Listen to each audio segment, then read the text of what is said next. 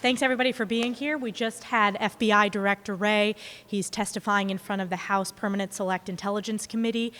This is very important. The FBI must respond to our congressional oversight. We have seen time and time again, going on for years at this point, that the FBI ignores congressional oversight requests, and we will continue to assert our constitutional responsibility to make sure that we deliver transparency to the American people as well as accountability.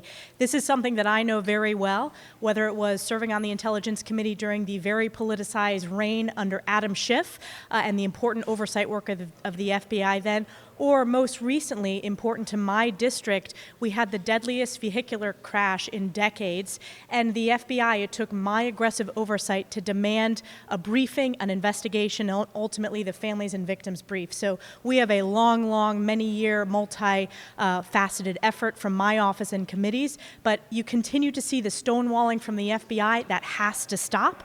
This is a step in making that stop, but we are going to continue to assert our congressional authority. With that, I'm happy to take any questions.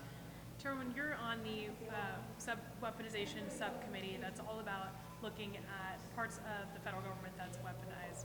Did your concerns about these claims of alleged weaponization come up in this meeting today? You know, you've been very outspoken in your support for the former president, particularly since his indictment. Did that come up today, and how are you addressing that in front of the FBI director? Well, certainly it did come up today. I think every American is concerned when the Durham report was finally released, and that was long awaited. We need to make sure that that never happens again, that the politicization within these agencies is rooted out at its core, and that starts with the leadership, making sure that the leadership ensures that there's accountability. So certainly I raised that issue. We're going to continue raising that issue, both in open hearings as well as closed hearings. So Senator Grassley just came before. He talked about the fact that the 1023, that lawmaker saw, is still redacted as far as the 1023 that was seen last week. Also, he talked about these recordings by the foreign national that was referred to in this 1023. And I was wondering whether or not that A, this 1023 will be made public, and B, if these recordings that Senator Grassley talked about, will those be made public in the near future?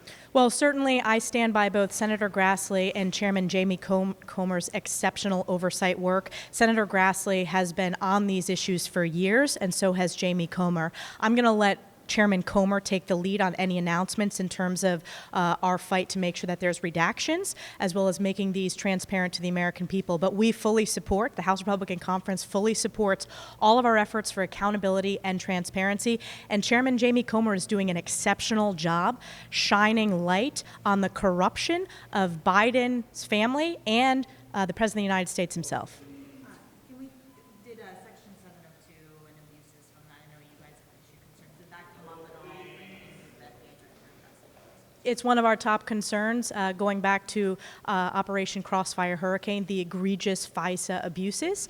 It absolutely needs to be addressed. Americans agree with us that it needs to be addressed. It's the politicization and weaponization of government at its worst, and in many ways it's the epitomization of that. So yes, it's something that we're very focused on. Obviously, it's something that all the House Republicans are focused on to address the misuse and the illegal acts, I believe, that were committed in terms of some of the FISA applications that were wrongfully submitted in the past. Chair Stefanik, you mentioned Comer, and of course not your committee, but just a tangential idea.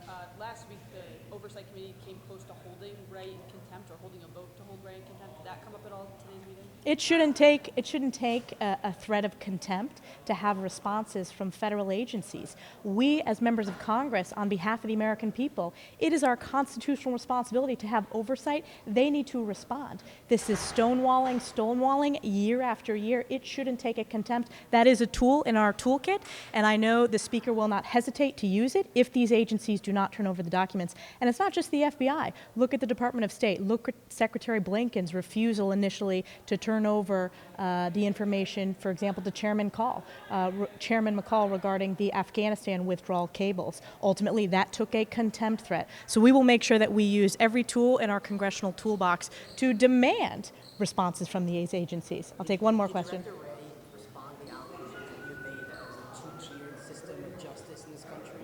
I believe Director Wray understands that we on this committee have very deep concerns about the two-tier justice system that we have right now. That if your last name is Biden or your last name is Clinton, you get to live by a different set of rules than Americans who are targeted simply because they're patriotic Americans who happen to be Republicans. Thank you very much, everybody. Something quickly, just You can walk with me.